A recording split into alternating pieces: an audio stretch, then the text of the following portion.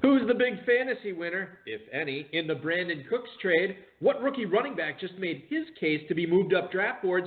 And we play a Dynasty Would You Rather with Odell Beckham. Plus, FFPC 750 Dynasty League number 22 champion Matt Lopatka joins the show to talk about the trade he made to put him over the top, why he held on to Ricky Seals-Jones, and much more. We've got a great show for you. Dave Gerzak is here. I'm Eric Balkman. Stick around. Your high-stakes fantasy football hour starts now.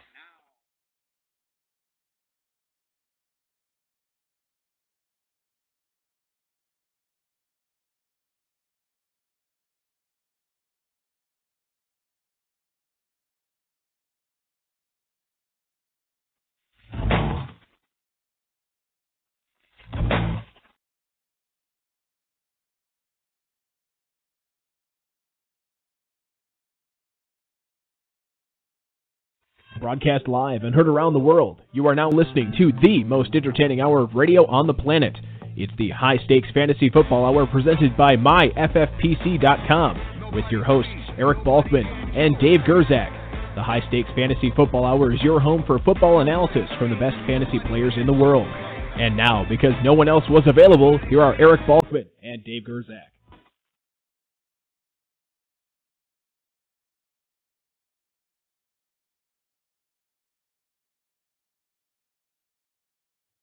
Thank you, Rob, and greetings and salutations, all you Balkaholics and Gerzak addicts. Welcome to the latest episode of the High Stakes Fantasy Football Hour presented by MyFFPC.com. I'm your slightly above average host, Eric Balkman, and my co-host is indeed the patron saint of fantasy football, the Dizzle, Dave Gerzak.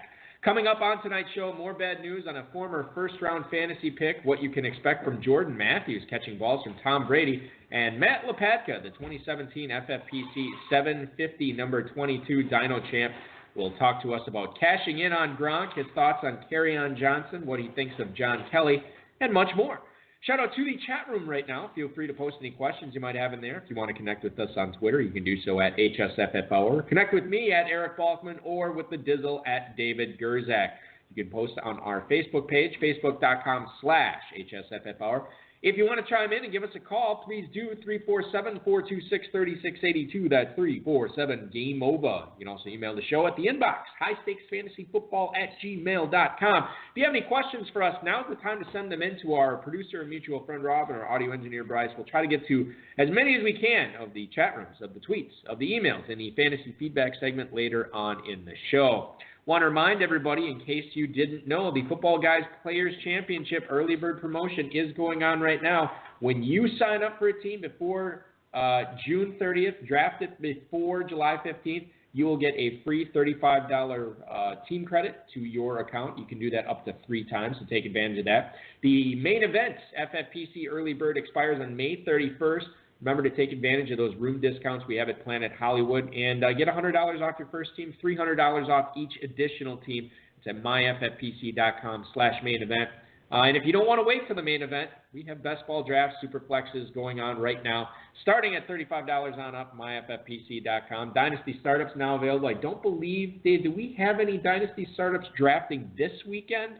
I don't know if we do or not. I don't think so. There's some going on right now. But there are, yeah. Yeah, there's some going on right now. We have the next more. one starting will be after the draft, actually. May 5th, I think, is the next 5th open. and 6th. We got super flexes on the 6th. There you go, super flexes on the 6th. And, of course, the most important news tonight, rotoviz.com/podcast, new high-stakes lowdown with Mr. Long Johns himself, John Luxem, multi-FFPC Dynasty champ. We actually talk, so often this season when we're talking Dynasty, we're talking rookie drafts. And the fact is we actually got into a lot of veteran Dynasty talk on this show. We got into some rookie stuff as well. So check that out, rotoviz.com/podcast.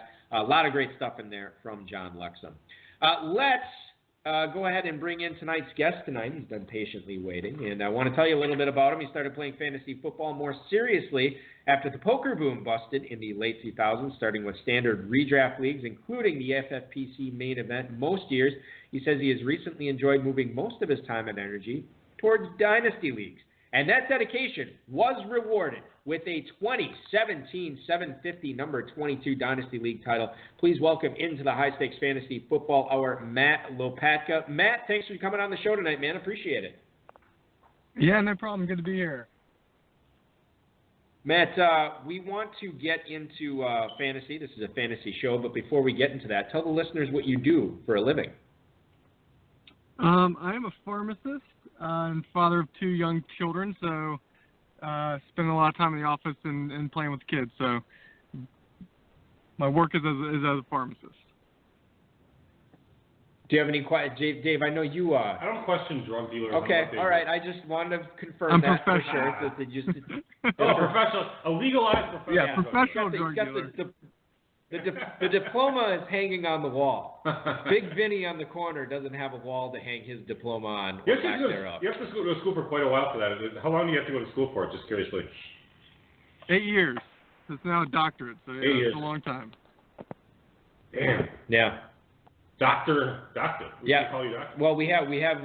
Well, the good doctor is going to tell us much about his 750 number 22 title tonight, Dave. Yes, let's talk about it. You traded Corey Davis. You had selected last year at the 102.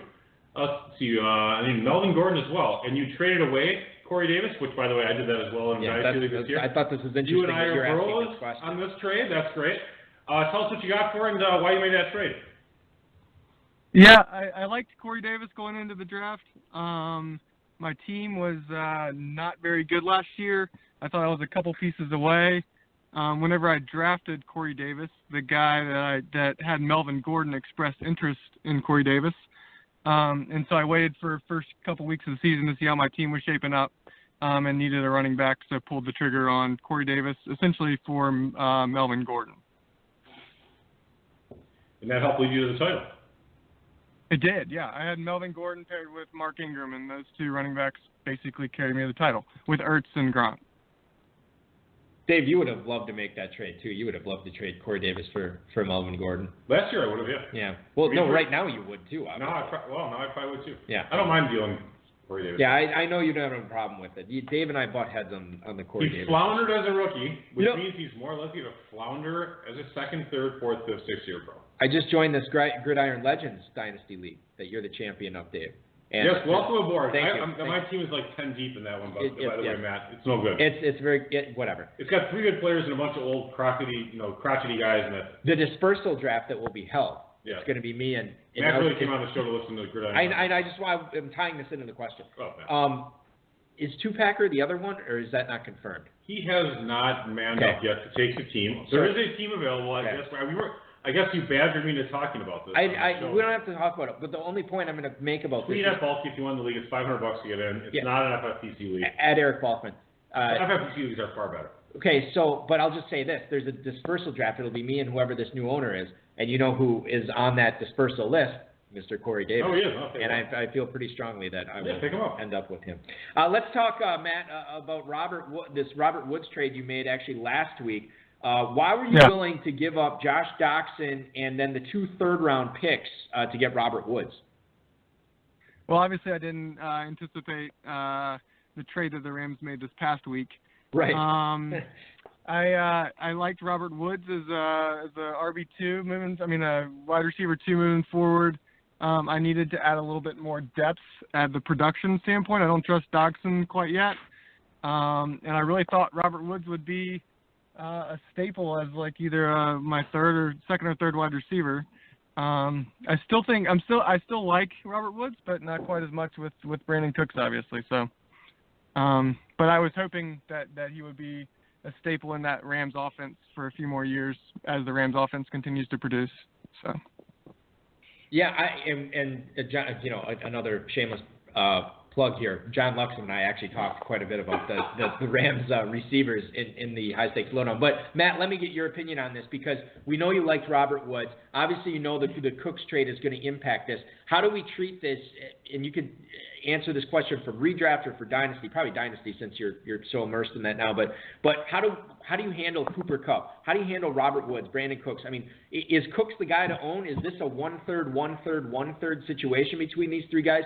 Or which one of these guys is going to step up and be the alpha? I think it's a hard question to answer at this point. Obviously, they traded pretty good draft capital to get Cooks, so I think they're planning on using him a lot. I like Kupp. I think all 3 of them have unique opportunity skill sets. They did run the majority, I think, more 3 wide receiver sets than any other NFL team last year. So I think all of them should get opportunities, but they obviously have Gurley in the backfield too. I would probably say I would lean towards Cooks still over Woods at this point. But I still like Woods for his value. I still think he's a little bit undervalued at this point. And the time to strike now, or the time to strike if you want Woods or Kupp is now, right after this Cooks trade, because this is when their value is. And all if this that's a good point, because I was trying to get Kupp a week and a half ago, and no one. Now you might be able to get him for what you're willing to pay. Woods too. I mean, don't underrate Woods. Well, whatever. I don't want to get into it. Yeah. But hey, by the way, so I'm going to go back to your introduction a little bit. Yeah. And I don't, your last name, I'm familiar with your last name, but how many family members do you have that play Dynasty with us? Because I've seen your last name time and time and time again, my friend. Tell us a little bit about that. Yeah, so I have an older brother that plays he's in a lot of the Dynasty leagues. I'm an identical twin to my identical twin, and I actually have a few Dynasty teams together as well. So there's 3 of us. Nice. There's 3 Lopatkas around there playing Dynasty FFPC every year. Well, we didn't. Those guys kind of suck. So we didn't put those guys. The lesser of the 3 of you. So why have them on? Actually, I think I tried to get. We tried to get one of them. Yeah, I think it was Ross. 1250. I think you won a 1250 league this year. So. Yes, Russ is what we tried to get him on. Yes. Your whole family. No, Russ ducked out, but we're glad to have you tonight, Matt. This will be fun. We're not going to trash him on the show. Let's talk about Carolina receivers here. All right, Devin Funchess, who, by the way, I've been trying to deal in a few leagues and never get anyone to make a trade. I need you to tell me his value too. So he's a big reason. He's on your team. Do you see him being top 20 again in 2018? And if so, let's say you didn't have him, are you trying to get him? And if you do have him, are you trying to sell him? So good questions. I'm a Carolina Panthers fan, so that's the first thing I would say. I feel like we need another wide receiver, so I feel like that there's a chance that we're going to draft a wide receiver pretty early in this draft. Having said that, I actually have been trying to shop him. I think that he's a solid receiver, but I don't think he's got top 20 consistency. Cam's not very accurate, obviously. He's a big body, but I would, at this point, as an owner, if I could get what I felt like was market value back for him, I think I would shop him. And what is your opinion of market value? I was looking for like the 201 to 205 is kind of in the neighborhood where I was trying to sell them for that, and I was just getting straight up turndowns left and right. Yeah, I probably would value him a little bit more than that. Probably like a 110 or something like that. Maybe 110 to 2-1, somewhere in that range. But don't get me wrong. He helped carry me to the championship last year. I mean, he was very productive during those very important weeks. So he was good. I just don't see it continuing. Yeah, part of the problem I think is that just that Cam doesn't throw frequently enough. Yeah. Then he likes to run in the red zone. He's still got Olsen to deal with, and then there's another receiver coming to town. He's right. I think you're right. There probably is another receiver coming to town. Although, the other counter argument is that Funchess was so young coming into the NFL, and he's still developing. Yeah, that is a counter argument, but I would also bring up too that Kelvin Benjamin, who was the number 1 receiver to start the year last year, he got traded. Greg Olsen missed a large chunk of the season. Devin Funchess obviously was the beneficiary of a pretty big opportunity, a lot of targets that he got last year. If they do bring in another receiver day 1 or day 2 this year, if Greg Olsen still remains healthy, we could see Funchess regressing to the mean, Dave. Oh boy! As you like to say. Let's move on to your question. Well, let's. How about Wasp guy? Our good buddy Kern Reeve has a question in the chat room. Yeah, he wants to know, Matt, what you think of Cameron Meredith after today. And this is kind of an interesting situation because New Orleans has signed him to an offer sheet that Chicago will have the opportunity to match, but if they do not match it, they lose Meredith for nothing, and Cameron Meredith steps in to a New Orleans situation that is Probably going to be without Kobe Fleener, but probably going to be adding a rookie tight end. They already have Michael Thomas there. We know that they don't value Willie Snead much anymore. But that would seem to be a pretty ripe situation for Cameron Meredith to step in to be the number 2 receiver in New Orleans. If that happens, what's your opinion on Meredith? And for the sake of this question, we'll just assume he goes to New Orleans. What kind of a fantasy relevance does he have in 2018? He might be worth a flyer pick. That New Orleans wide receiving core past Michael Thomas and then the past Cooks is kind of a wasteland.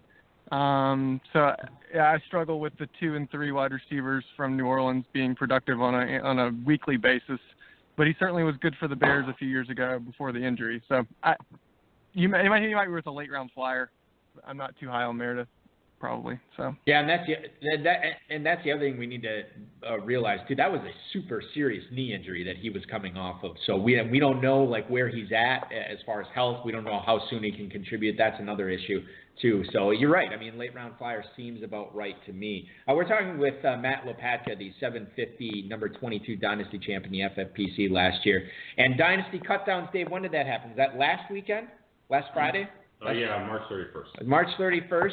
And obviously always a big deal to those super deep teams out there that can't hang on to everybody. You had to let some guys go. And I'll tell you, Matt, one of the guys who made the cut for you, maybe some people would say surprising, maybe not, but Ricky Seals-Jones is on this team here for you. And I'm curious what you can say about his dynasty value, not only for his career, but maybe specifically upcoming this year, and what made you want to keep him on your squad.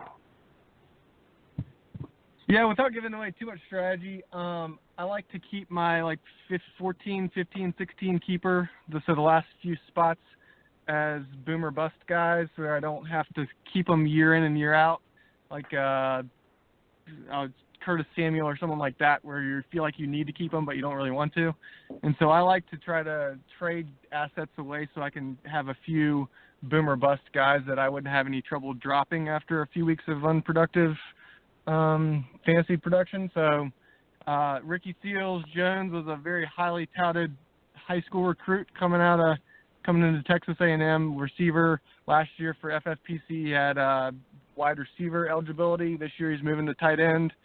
So it's more about having an upside I felt like that I could drop if I needed to early in the season.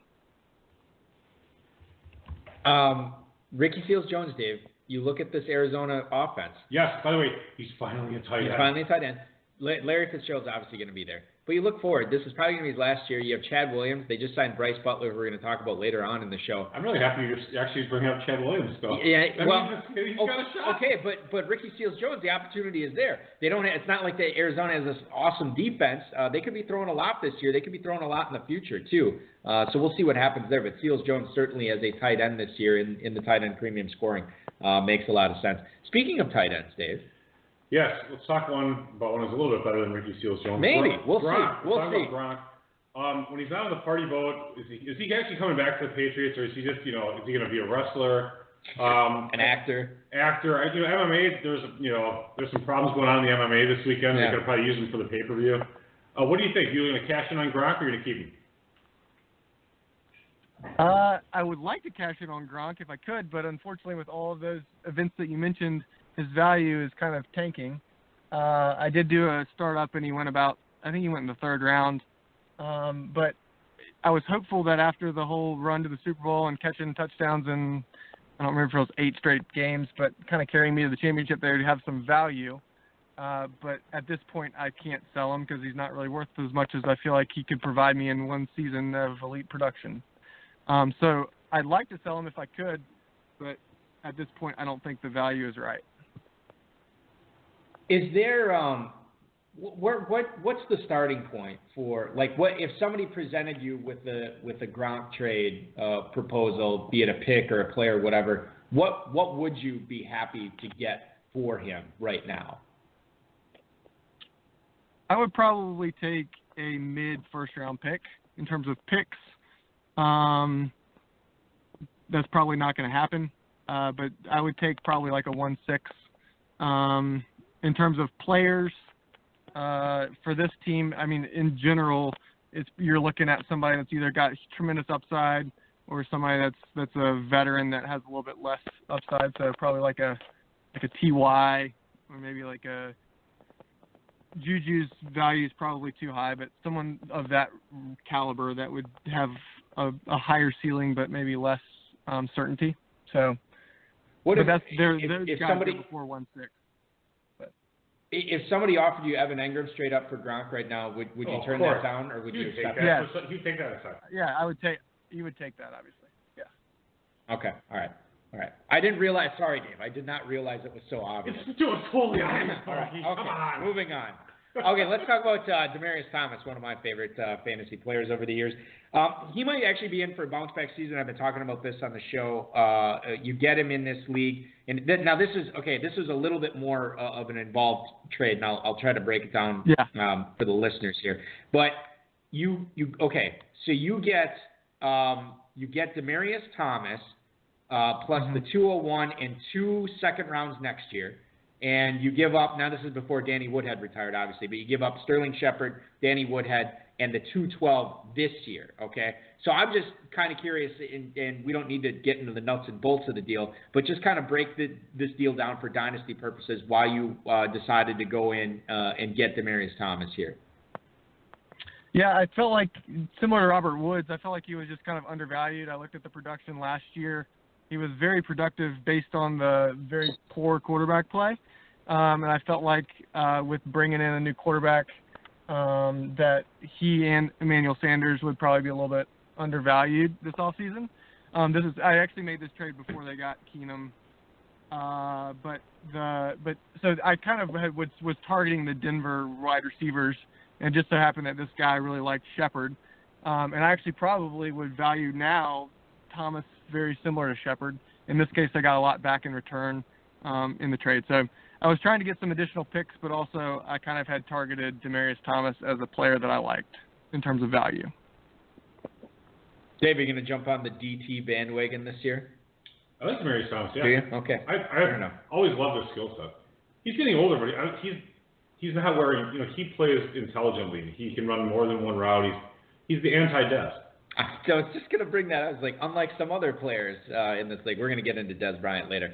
I can't believe we're more than 20 minutes into this interview, Dave. We haven't really talked about rookies at all. Perhaps we could ask Matt about a couple of rookie running backs, maybe unheralded rookie running backs, you could say, guys that are not being talked about as much as the Barkley and the Barkleys and the Yices of the world.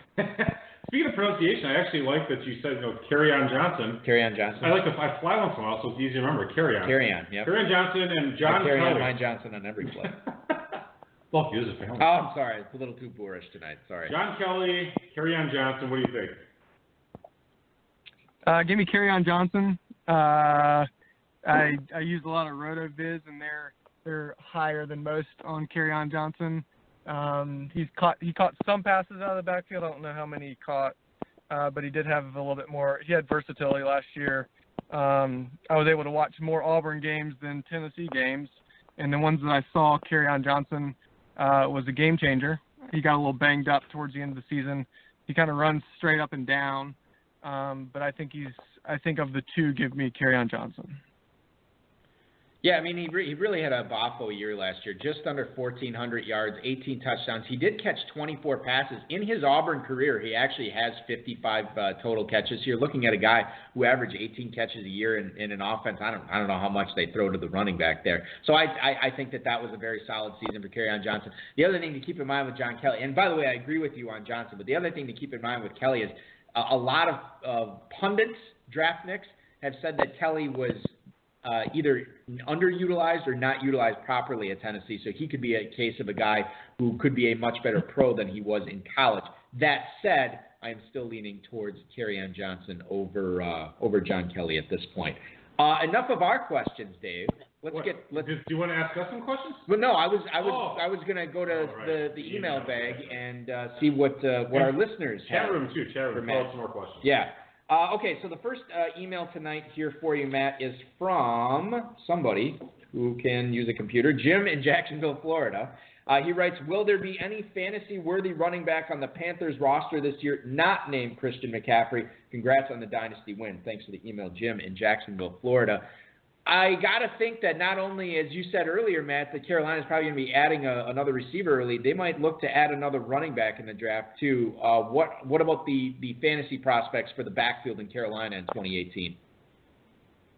Yeah, I would probably, whoever they get, I would probably stay away. Obviously, Christian McCaffrey didn't do very good running between the tackles, but he's very versatile. I feel like they're going to find opportunities with the new offensive coordinator to get him in space a little bit more.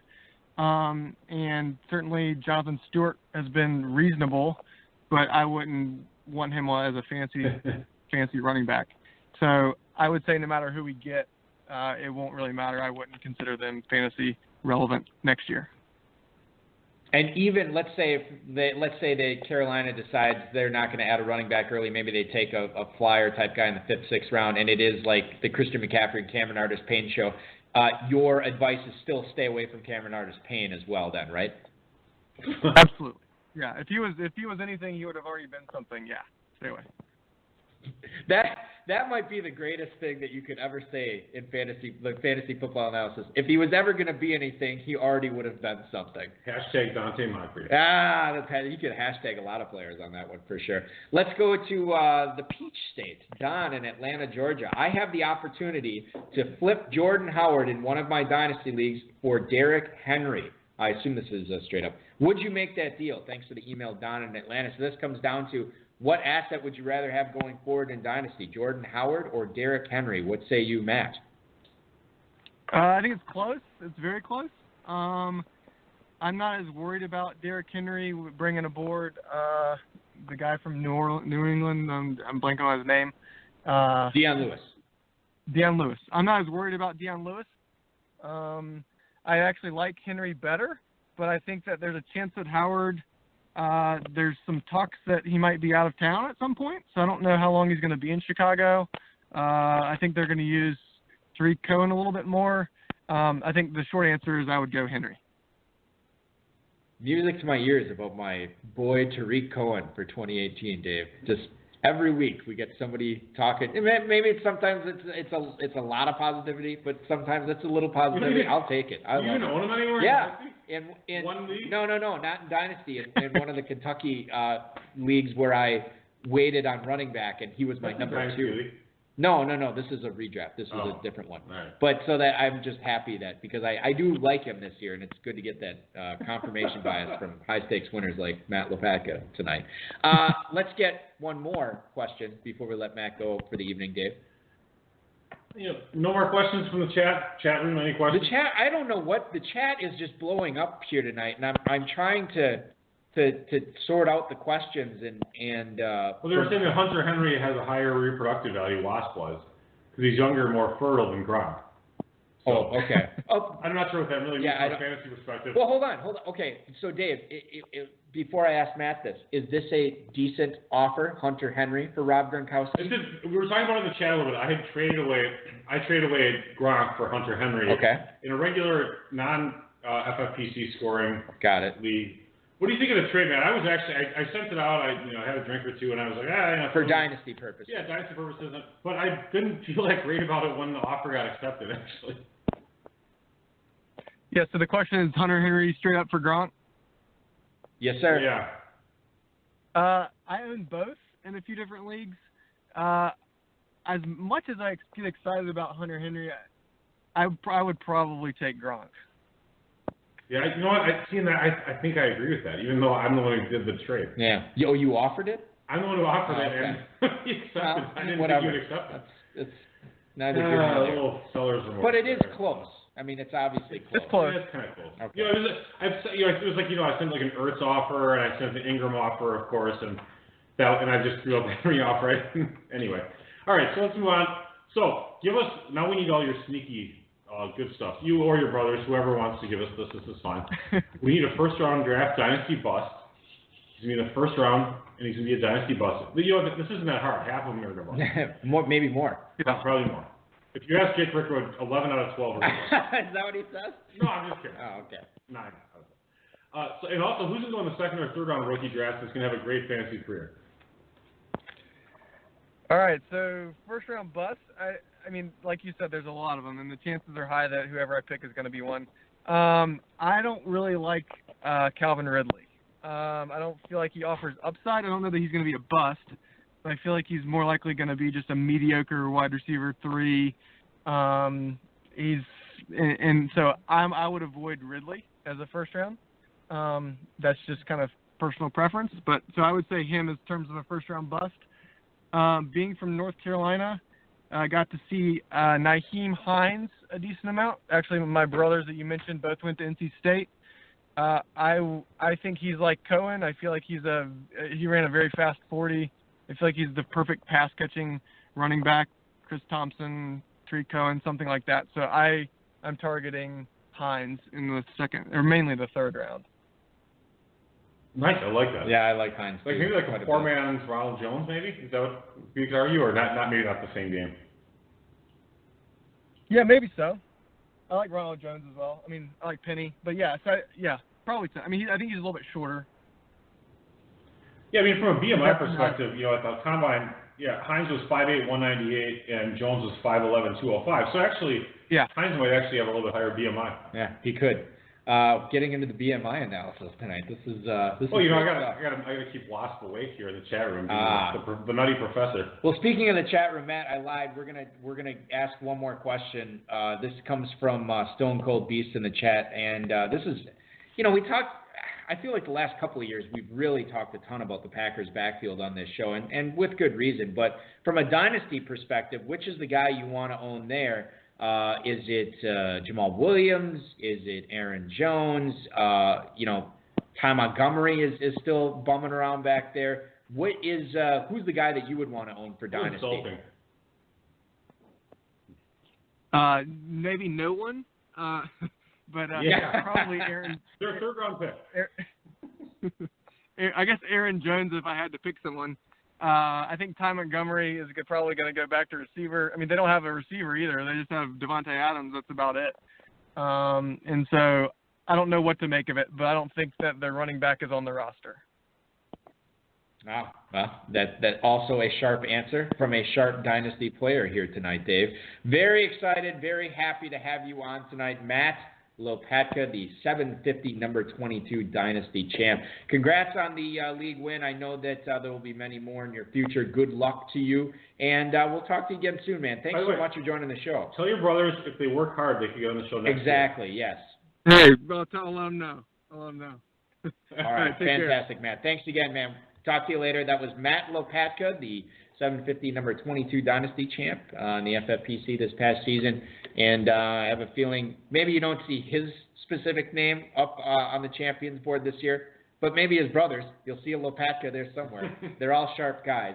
You got to run with the pack of Lopatkas if you want great dynasty analysis, which we got tonight. So good on us, good on our listeners, and hopefully we all learned something. Let's get to the Fantasy Flash here. I want to thank Football Guys, Roto World, and Rob for tonight's rundown, kicking things off with a hot topic from the chat tonight, Dave. Jordan Matthews has been signed by the New England Patriots on a one-year deal, according to Adam Schefter on Twitter. Now, this was a team that had a hole at receiver after trading Brandon Cooks to the Los Angeles Rams. But Jordan Matthews, I think we can agree, he is not the same type of player that Brandon Cooks is. He had a bad season last year, mostly because he could not stay healthy. He had knee and ankle surgery in December. This is the type of Patriots receiver that we're accustomed to seeing. Danny Amendola, Wes Welker, Julian Edelman. I think there's, you can make the comparison there. We don't know if he's going to make the team, Dave, but if he does, he's an interesting flyer in FFPC best balls right now. I think he's got unless he's injured, I don't see why he doesn't make the team and actually possibly contribute. There's a lot of opportunity on this team right now. And Jordan Matthews went to Vanderbilt 4 years. Right. Sharp guy. This is the type of player the Patriots do like, and that usually ends up doing something. Right. And we know that Danny Amendola is gone. We know that Brandon Cooks is gone. We know that Julian Edelman is coming back, but he's not a spring chicken anymore, coming off an ACL injury. Jordan Matthews, right now, you can get him basically for free. 23rd round of FFPC well, baseball. Obviously, this is all post free agency, so this is not drafts that were done in February. This is all drafts. They didn't happen this morning. I'm just saying, like, okay, well, what would be a good spot to draft Jordan Matthews? I don't know if his ADP is going to climb a ton higher than 14, 15. Okay. No, whatever. Well, I mean, okay, so, like, do you think Brandon Cook's ADP was adjusted when a trade just happened? It was. In fact, there was... if someone got run over by a car, is his ADP not going to change a little bit? It depends how sharp people are on the news, Dave. Fantasy Mojo had some great tweets this week about the first live drafts that happened after that trade and where Cooks went, where Woods went, where Kupp went. So follow Fantasy Mojo on Twitter. He had some great stuff on that. I actually probably should have brought that up tonight, but oh well. You get more people. We'll feed more people to Fantasy Mojo's Twitter feed. FL Network, Steve Weiss reports the Rams plan to sign a wide receiver Brandon Cooks to an extension prior to this season. He is in his contract year. Jared Goff and Brandon Cooks actually share the same agent. They've already been training together this offseason. Brandon Cooks is from the West Coast, Dave. He grew up in Stockton, California. He went to college at Oregon State. And obviously the starting point, I think, in negotiations probably is what Sammy Watkins got from the Chiefs, and it may go higher than that. But you look at this offense, and we kind of touched on this a little bit with Matt, but where do you fall in on the Woods, Kupp, Cooks thing? Because I know that you are a Cooper Kupp guy. I know you are just sort of, you can go either way on Robert Woods. But Cooks in this offense. I've always liked Cooks. I have a Cooks rant after this. And I don't really ever like Woods, so it's pretty easy. I don't like Woods still. I still like Kupp, and I still like Cooks. I do think by the way, I think it's really interesting, the kind of the noteworthy stuff that Goff and Cooks have been already training together. They share the same agent. Right. And then, because he was a contract year receiver, I thought the trade was interesting. But this is actually pretty newsworthy in that I feel like the team, that was a really shrewd move. If the agent was like, we know Farrell. He likes to talk. I'm sure that agent's talking like Farrell. Farrell Elliott, our friend, KFFSC commissioner. And he's saying, like, we'll get this deal done, So I have a feeling that they felt pretty good about getting a deal done. So I think that trade actually becomes even better for the Rams. Right. And this is all, but okay, so on the Cooks thing, I don't understand, like, there's some other podcast/radio hosts out there that were talking about Brandon Cooks. And the take on it was, I guess I'm just talking about one in particular. The take on it was, like, you think he's going to catch 1,400 or he's going to get 1,400 receiving yards? He hasn't done it. He didn't do it in New Orleans or anywhere else. You think he's going to catch 12 touchdowns? He hasn't done it anywhere else? Who was expecting this with the trade to the Rams? I wasn't. I'm not expecting him to all of a sudden catch 100 balls for 12 touchdowns and 1,400 yards. I really wish, it's weird because he's always played in these top passing offenses. Yeah. It's always been with good quarterbacks who spray the ball around. Yeah. I want a bad quarterback who just throws it only to him all the time. Yep, and that's what he could use. What's interesting is his rookie year, Dave, 53 catches, 550 yards, 3 touchdowns. Okay, whatever, that's his rookie year. But then after that, 84 for 1,100, 78 for 1,100, and then he went down to 65 for 1,082. Honestly, that's a pretty, the ceiling and floor there have been pretty close together. 9, 8, and 7 touchdowns. Well, frankly, Cook's production has never matched his actual draft and dynasty value. Yeah. In my opinion. Yeah. He's always only 65 catches last year. He's always getting traded for being like a top 6, top 7 receiver, but he's never really putting up those numbers. He's putting up like WR2 type numbers. Yeah. Yeah. I'm just saying, I always feel like, plus he came into the NFL really young. Yep. And he still has a super long career ahead of him, I think. I had his age up here for a second. He is, no, I don't have it anymore. Son of a gun. I thought he came in at age 20, actually. No. Last year was his age 24 season. Yeah, and it seems like he's been playing for quite a while. Yeah, it does. Because he has been. Yeah. Well, this will be his 5th year. So that's interesting with Brandon Cooks. I'm of the opinion that I think that Goff and McVay are actually smart enough to spray it around, and I think Kupp, Woods, and Cooks actually cannibalize each other quite a bit. I don't think it's going to be 1/3, 1/3, 1/3 split. But when did Robert Woods become actually like a really good receiver? Last year, I think. I don't think so. I don't know. What did he put up? Are you bringing it up or am I bringing it up? I'll find out. Okay, so what was this, his 4th or 5th year in the NFL? I don't know. But you got to remember that he was in the faux Buffalo offense. He crushed it. He had 781 yards and 5 touchdowns last year. But remember, he was. He's freaking. But he didn't play all year. And he missed time. Yeah, he did miss time. He only played in. How does this not? It's so frustrating that this isn't even up. That how many games he played in? I'll find his game log. 12 games he played in last year. So that's 3/4 of a season, whatever. So I mean, the numbers were good, but but Sammy Watkins, as usual, did nothing. So you could, whatever. I'm not going to get into it, but sorry, I'm not a big Woods. No, that's fine, and I get that, and I think that I go by his whole body of work, really. Yeah. More okay. so. Fair enough. Okay, Dave. Let's talk about this. This is kind of interesting news. The NFL actually released the list of 22 players who will attend the 2018 draft in Dallas later this month live. Whatever. That one-armed man is going to be there. That's so nice. One-armed man. Oh, Shaq Griffin. Yeah, he'll be there. That's great. Saquon Barkley, Shaq Griffin, like you mentioned, a bunch of defensive guys. And then 4 of the top 5 quarterback prospects in the class will be there, except for Baker Mayfield. He says he's going to be watching it at home with friends and family. The guy who sticks out here, and why is Lamar Jackson being invited? This makes no sense. Like, this guy could slide 2nd, 3rd round pick. He's obviously cannot throw the football at the NFL level. Oh, I agree. He's terrible ball. I have no interest Me either. in any. Tell me one good thing about Lamar Jackson. He can run the ball a little bit. I don't even think he can do that. His rushing yards was. Let's move on. Let's talk about something else. I think more so than Lamar Jackson. I don't want to talk about him really. Just want to point out. He's kind of like okay. Dave and I did our due diligence tonight. We brought up Lamar Jackson. We gave, maybe not our thoughts on him, but we gave some thoughts on him. And we'll see where he goes in Dynasty drafts. I mean, I guess I could bring up a couple. Okay. You can. Little stats. Devil's advocate here, Dave. For anybody who might actually like Lamar Jackson.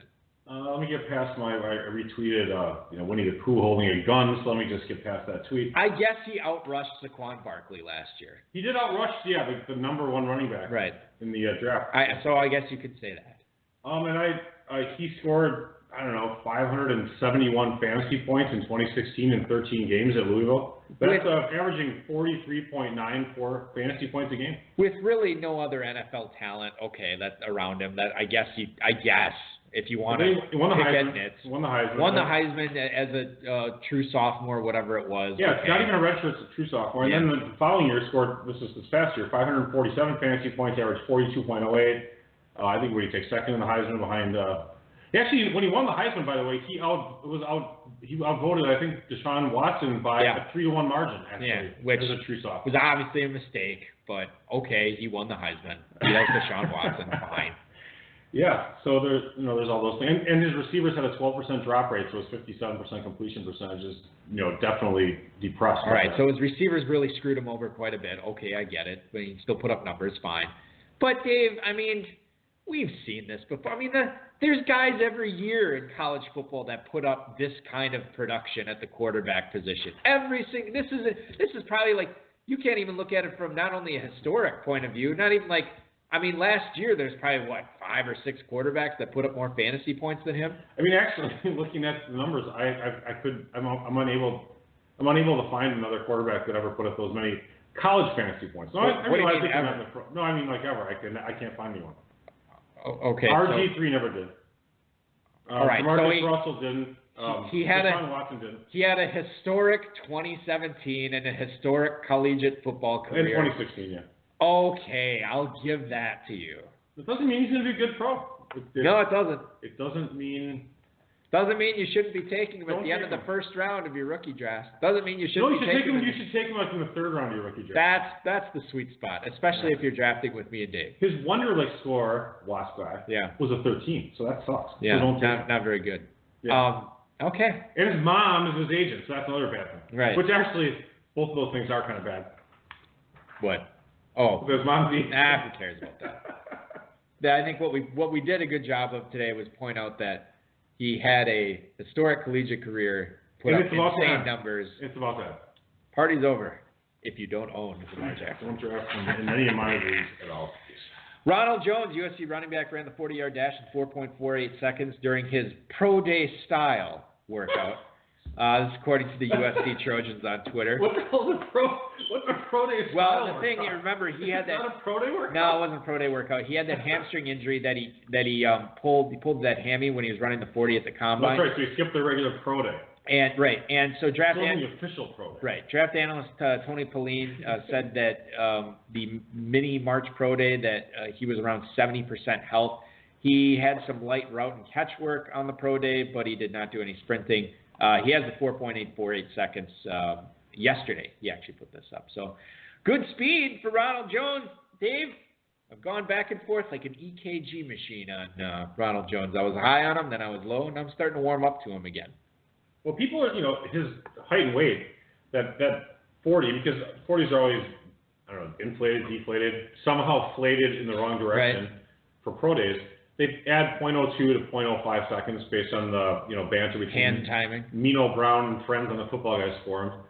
But I'm of the opinion, I've looked at a good amount of his film, 3-4 games. I mean, I guess that's not that good, but I think he's faster than that. I really think he's not at 100% yet. He's a really, really fast running back. I like him quite a bit. Yeah, I'm okay. At 205, you have to be running in the 4.40 type range to be more on the elite level. Barkley is like a super freak. But, you can be more in the 4 or 5 range when you're 228, 225. Mini, would you rather here? Sure. Would you rather have Ronald Jones or Darius Geis? I'll take Geis all day long. Ronald Jones or Nick Chubb? I'll take Chubb. I'll take Michelle. Oh, that was my next one. Okay. I think yeah, there's much. Ronald Jones. Okay, I think I know where you're going to fall on this one. Ronald Jones or Rashad Penny? It's getting closer. I might take Jones. I might look at where they both get drafted, but I might take Jones right now. Obviously this is just from a talent standpoint. And then the last one, Ronald Jones or Royce Freeman. Those are pretty close too. I actually, I'll take Jones, but I like both Penny and Freeman, so it's not that big of a journey. So obviously the separation is going to be where these guys end up in the opportunity that they're given. Right. Yeah. It'll be a lot easier once the draft ends. Because they are so bunched up. All right, we promised earlier we're going to talk about Des Bryant again. According to the Monday Morning Quarterbacks, Albert Breer, some of the Cowboys coaches, not even like scouts or other coaches, believe Des Bryant isn't doing enough to adjust his game to counteract his declining physical skills. I feel like Des Bryant went and pooped in all the coaches' cars or something kidding. one year. He defecated in a sunroof. We play that drop a lot on the Appleton Trophy Fantasy Football Show. I don't know what he did to these fellas. But they apparently said they saw this going back all the way to 2015. So that was 3 years ago, and it's gone down ever since. A lot of people. Was that when he signed the extension? I don't know. Anyway, moving on. Some people think that Bryant needs to do what Larry Fitzgerald did, retool his game and maybe live from the slot. But he is not running by people. He is not jumping over people, and he's making $12.5 million this year. However, two biggest guys that have come out in verbal support, public support for him, his GM, his owner, his head coach. Also, Josh Norman had some comments. I didn't see what he said. I just assumed it was Josh Norman, so he's probably trashing him. No, he said it was probably a little bit of both, right? Right. Business or pleasure, a little bit of both. He actually said that Des can be anything he wants to be. He's got all the talent in the world, and it's all up here. And if he wants to make himself better, he can. So I think Des had some success against the Redskins, but not against Norman at all in any of those games recently, like last year. I traded Des Bryant for the 201. Did you really? Well, you knew about this. I did it a while back, like a month or two ago. I forgot. No, remember, because we kept having all these Dynasty guys on, and I said, hey, who's, the last question we asked? Who's the guy you're down on? Des Bryant. Des Bryant. Well, okay, I think it's Des Bryant. I'm like, hey, maybe I should trade this guy. Yeah. So I traded him for the 201 in our Blake Carrington Dynasty League, and I am That's pretty good. super thrilled. Yeah. Like every day that we did talk about this guy could be cut. I mean, and God knows where he's going to be. God knows what quarterback is going to be throwing to him. You know. So there's a lot of uncertainty with Des. I would, if you haven't already, which you probably did if you're a Des owner, you're probably floating him around, seeing what you can get for him. And I'm not going to pat myself on the back getting the 201, but I don't know if you can get that for him right now. I did a Des Bryant Dynasty trade Twitter poll, and I think the winner was what's his not his fake value but his real value. And I saw this. I voted on it. Yeah, it was the 201 to 205. Yeah, that's what I voted for. But then 30% of the people said, "Screw that! I don't even want it." Yeah, I mean, they're just like, we're swearing them off. You can't put that choice in the poll because people are just going to choose that just because it's the most fun choice. But yes, I did. Mine typically 30%. There you go, for sure. Maybe not. All right, let's get into fantasy feedback here, ladies and gentlemen. If you've got a question for Eric, Dave, or tonight's guest, send them a tweet at HSFF Hour on Twitter. Email the show at highstakesfantasyfootball@gmail.com. Post it in the chat room during the broadcast. Hashtag your tweet with HSFF or just smack Eric in the head. That's highstakesfantasyfootball@gmail.com or at HSFF Hour on Twitter. Leading things off this week is Johnny in Modesto, California. He writes, Ola Balky E. Dizzle, with all the Odell Beckham rumors flying around, could you play a would you rather with him for Dynasty? Gracias, that is Johnny in Modesto, California. Johnny, we are here to please, even though you didn't say por favor. But we can definitely do that for you right now. Would you rather get a massage from a man or surgery from a female doctor? Would you have sex with Cleveland if it meant you could have sex with Angelina Jolie? Who would you rather do? What would you guys rather be? Who would you rather start a small business with? Who would you rather have sex with? Do you want breakfast, or would you rather chew on your own ass as usual? What? So good, Balky. Yeah, it's very good. Our friends at Dynasty Football Factory, dynastyfootballfactory.com, have Odell Beckham as their consensus #1 overall Dynasty player right now. Okay? So I don't know if you agree with that. I'm guessing you don't. I do not. Okay? So this is going to be interesting because I can only go one way on this would you rather. I can only go down according to DFF. Unlike Odell. Odell Beckham or Antonio Brown? I'll take Beckham. He's a lot younger. I agree. Odell Beckham or DeAndre Hopkins? Hopkins. I agree. Odell Beckham or Mike Evans? Evans is so frustrating to own. I will take Beckham. I will too. Odell Beckham or Michael Thomas? Beckham. I agree. Odell Beckham or Julio Jones? Oh, come on. Julio's like ancient and doesn't score touchdowns. Okay, he's 29, but he doesn't score touchdowns. You know, you're Julio.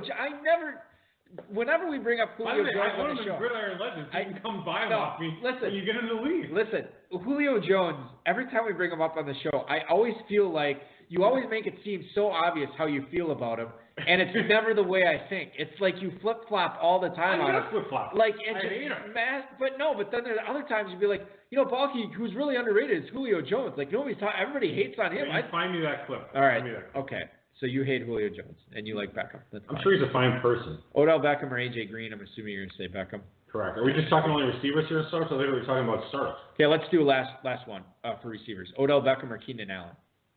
I'll take Beckham. I would too. Odell Beckham or Todd Gurley? Gurley.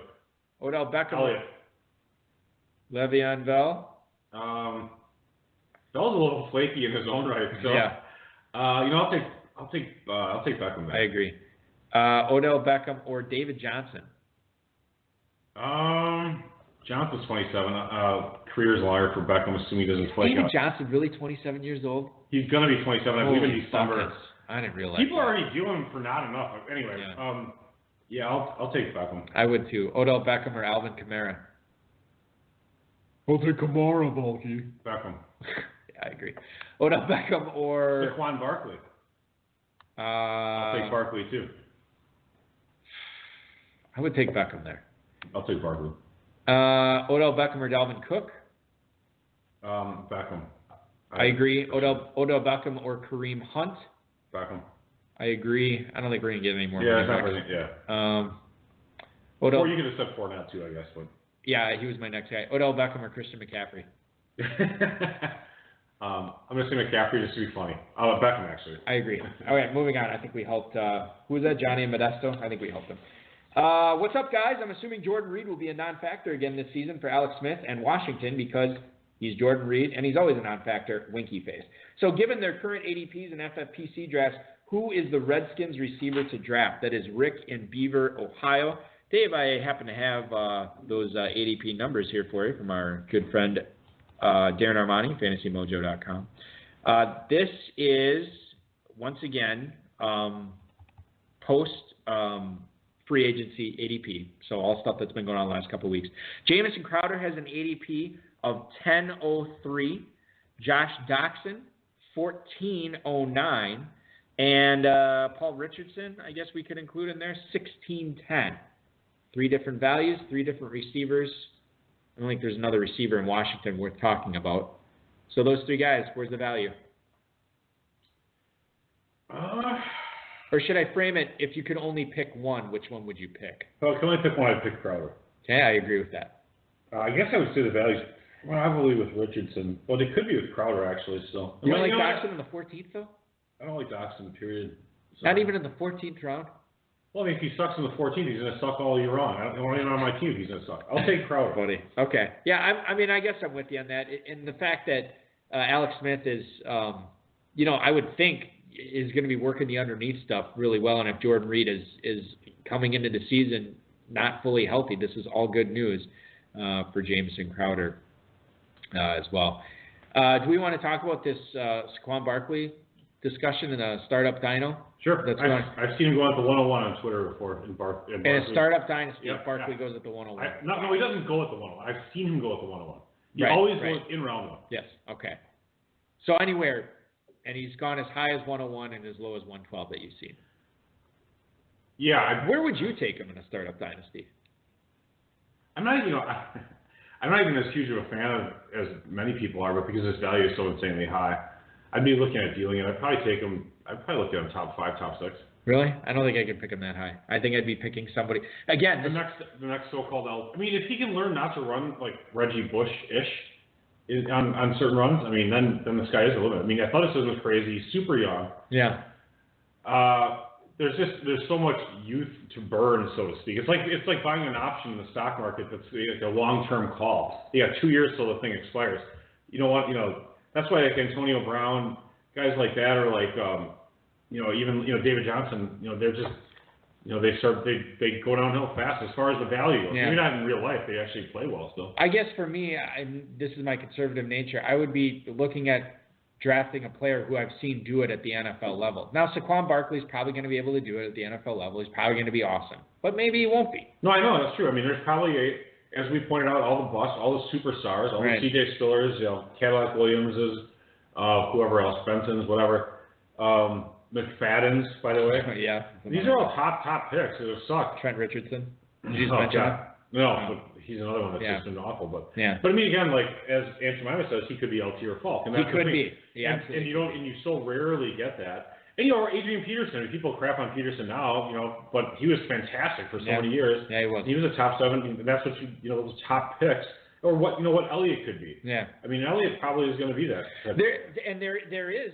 You could make the case, well, Barkley. And Gurley, of course. I want to be bold with my first round, so I'm going to totally take Barkley. And, then you could get some safer guys in rounds 2 to 4 or whatever, and then you still have that core there, and then the upside with Barkley. So that's another way to go. I don't play it that way. I also don't win a lot, so take that for what it's worth. His worst case scenario, if he doesn't completely flame out, is like a McCaffrey career where McCaffrey is the number. That'd be nice. He's the number 8 running back. Yeah. I'm totally with you on that. Kevin in Tulsa, Oklahoma. Bryce Butler put up pretty good numbers in Dallas, even though they rarely used him.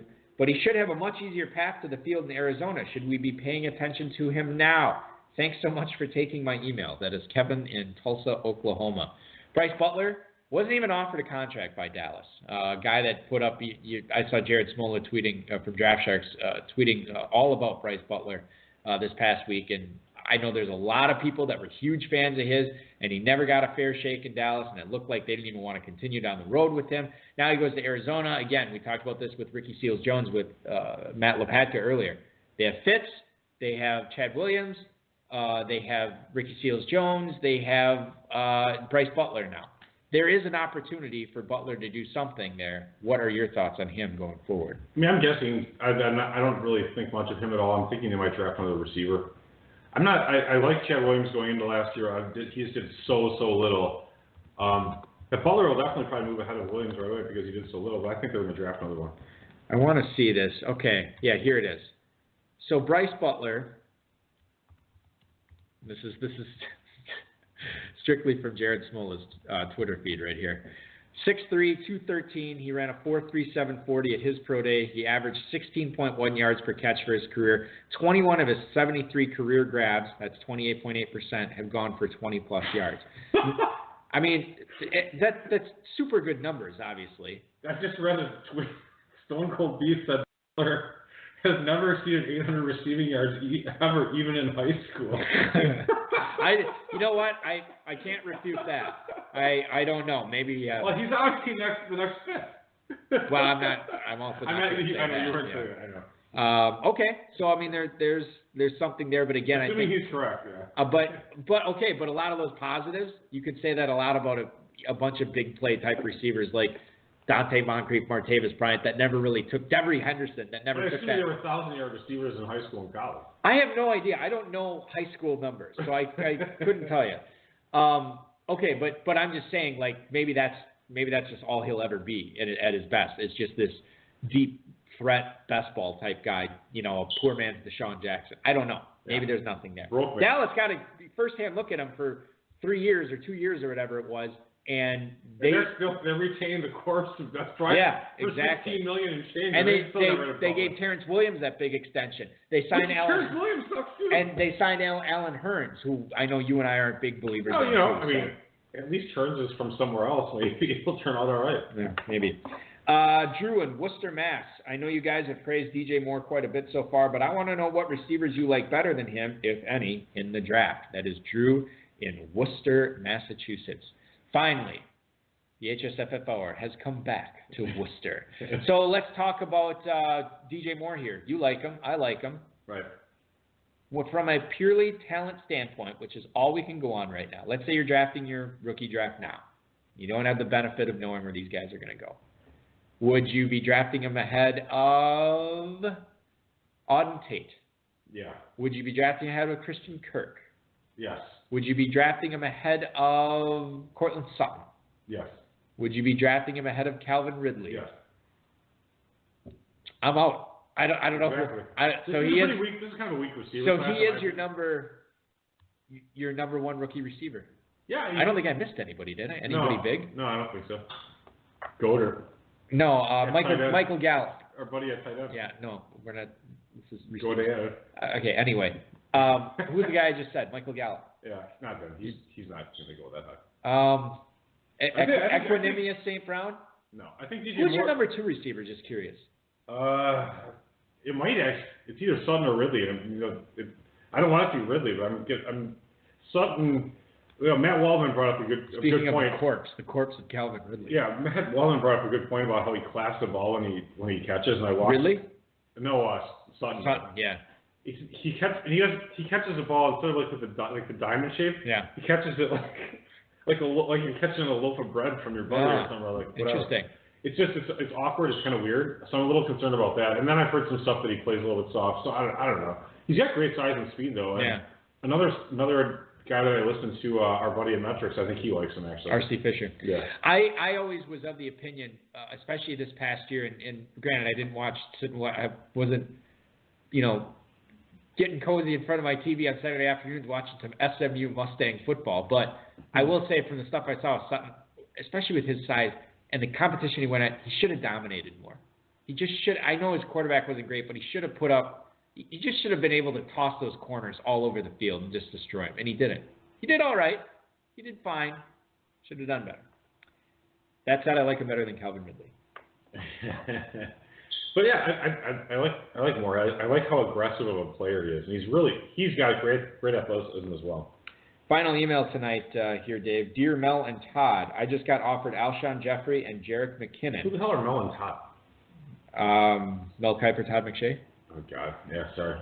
That just shows you how much I listen to these two guys. I think they got into a fake fight on SportsCenter to drive up ratings. Oh yeah, This is so comical. They were slap handing each other. It's so comical because it's like two beta males getting a fight. They had to. Which one benches 80 pounds? They had to. The answers they both do. All right. They had to name their top 5 picks, and Todd McShay threw in a projected trade in his top 5, and Kiper just went off on him. He was like, "You didn't tell me about this. I had no idea you were going to do this. This is totally off the cuff. It's unprofessional. This is a reckless stunt you performed today on SportsCenter." And McShay was just kind of laughing it off. And That's awesome. I don't know if it was awesome, but I gotta get over this. entertaining. So okay, This is Ryan, Utica, Michigan. He just got offered Alshon Jeffrey and Jerick McKinnon in exchange for his Shady McCoy and Josh Gordon. Should he click accept? Say this again. What was it? This is Josh Gordon and Shady McCoy. He got offered. Or no, he has McCoy and Gordon. Gordon and McCoy. He has Gordon and McCoy. He has the opportunity to flip them for Alshon Jeffrey and Jerick McKinnon. So should he make that deal? Yes, I think so. You would rather have Jeffrey and McKinnon rather than Gordon and McCoy.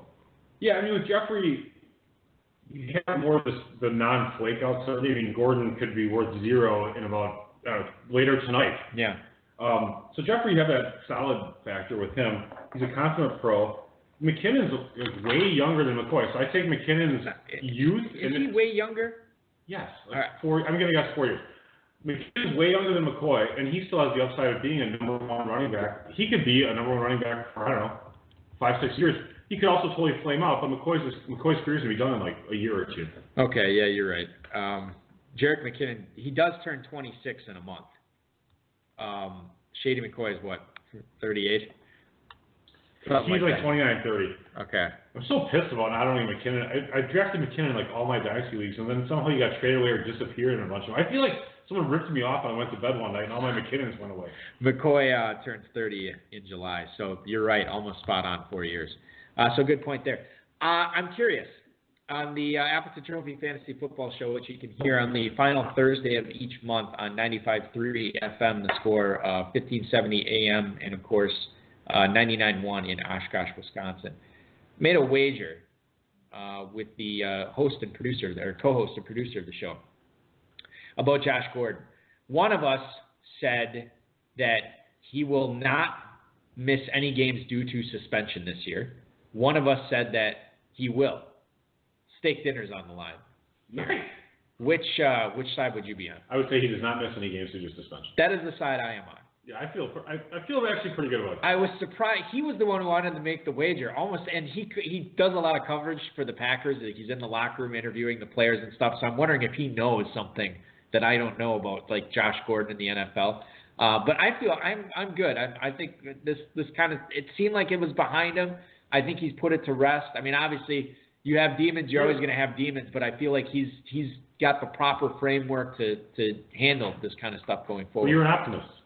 I am an optimist, but I'm also a conservative guy too. Did you ever hear? Okay, so the optimist says the cup is half full. The pessimist says the cup is half empty, and the engineer says they should have used a cup half the size. Yeah, I just say the cup is too damn big. That's right. That's what it is. Okay, that doesn't do it for our show, ladies and gentlemen, tonight. I want to thank Matt Lopatka, the FFPC, Rob Bryce, and of course all of you for listening. Great turnout in the chat room tonight. Chat room was fire. Oh, which by the way, they wanted me to mention this in the chat room. We will be covering the Revelations and Genesis drafts live. That is coming up in May.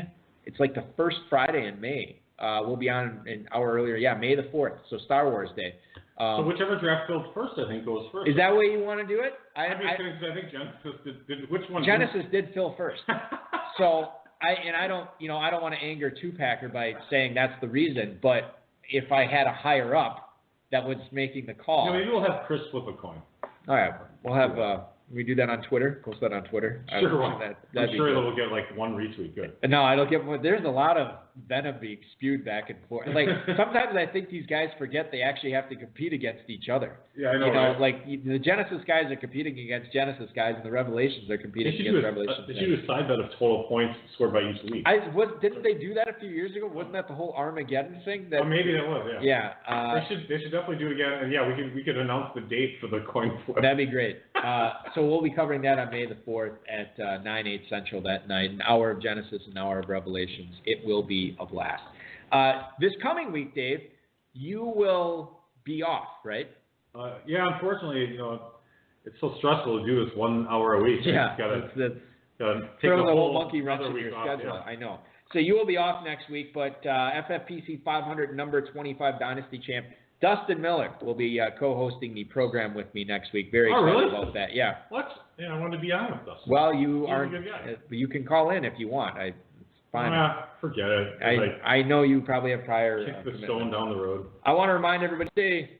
I don't know if you agree with this. This is probably as heated as the Genesis Revelations rivalry has ever been.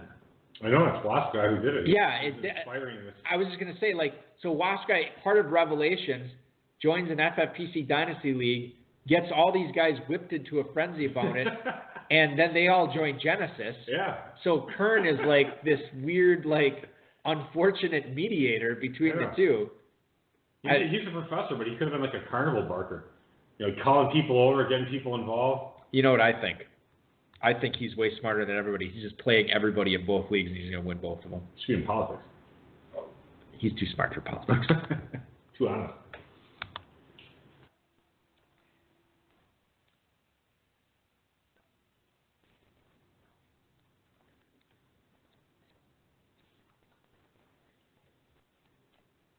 Hi, it's Jamie, Progressive's Employee of the Month, 2 months in a row. Leave a message at the...